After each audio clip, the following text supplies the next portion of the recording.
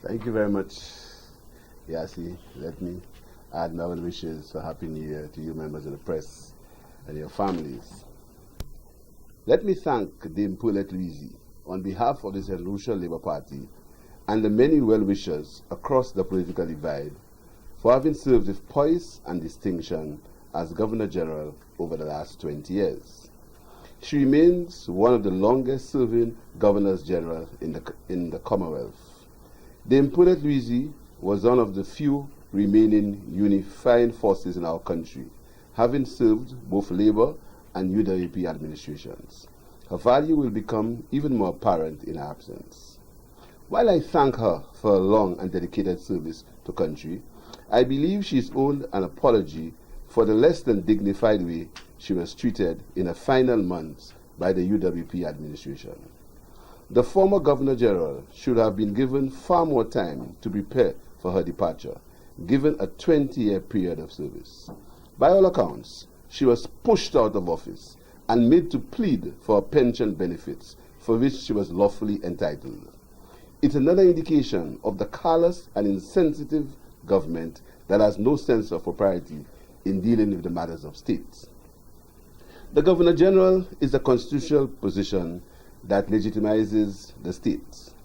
No laws can be enacted in the country and brought into force without the assent of the Governor General. The office ideally should be occupied by a person whose character is beyond reproach, commands the respect of the population, trustworthy, and a unifying force within the country. Our Governor General should be a role model, one with the moral authority to encourage excellence and respect. Sir Paul School, in his book, Survival for Service, states, "The office of Governor General is an institution of enormous importance and influence. As representative of Her Majesty, the incumbent assumes a posture beyond reproach when it comes to the dignity, moral rectitude, and exemplary conduct. As leader of the opposition, I have a responsibility to respect the office of Governor General, and so will offer the necessary cooperation in accordance with the Constitution of the country. However, as political leader of the St. Lucia Labour Party, I am aware that supporters, and in particular the constituents of Labrie, remain disgusted and hurt by events surrounding the switching of political allegiances by the current Governor General following the 1987 general election. He presented himself to the electorate as a Labour Party candidate, won the elections, and days later joined the opposing UWP to be appointed as a minister.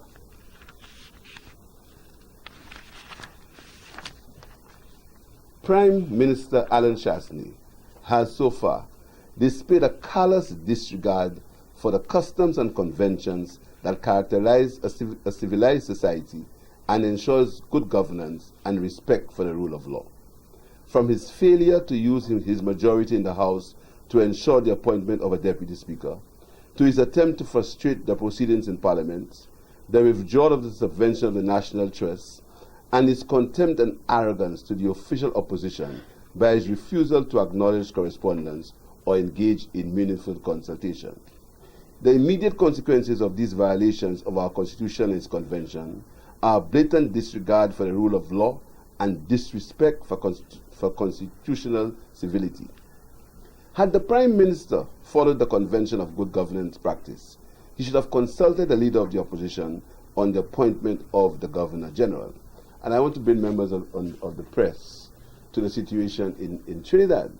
And if you look at the Voice newspaper on Tuesday, you will see in that newspaper the Voice reports that the Leader of the Opposition agreed to the appointment of the President. It shows a different culture, a different mode of government, where the Leader of the Opposition was called in by the Prime Minister of Trinidad and Tobago. There were discussions, and the Leader of the Opposition agreed. That happened in Trinidad. In Barbados, a similar thing happened. But in St. Lucia, as is stated by the surrogate of the Prime Minister, it is their Governor General, and they can do whatever they want. Had the Prime Minister consulted the Leader of the Opposition, he would have been cautioned against the risk of potentially bringing the office into disrepute and derision given the unprecedented election events of 1987. As it turned out, he did not, and failed to follow the precedent set by the SLP government in 1997 in consulting the then leader of the opposition before the appointment of Hon Philip J. The result of his high-handed approach to governing the country is now bearing fruits. The country is divided and polarized on the issue that should be acceptable to the majority. I'm calling on the Prime Minister to act within the tried and tested conventions of the country if he wants to be effective in managing the affairs of the island, and that the powers vested in him as Prime Minister should be exercised with a high level of responsibility and accountability. The country is not for him to do as he pleases. The country belongs to all of us, and he's only entrusted with it for a limited time. A government of the St. Lucia Labour Party pledges to do better. We will ensure better judgment when important decisions are being made in the governance of the country. I thank you.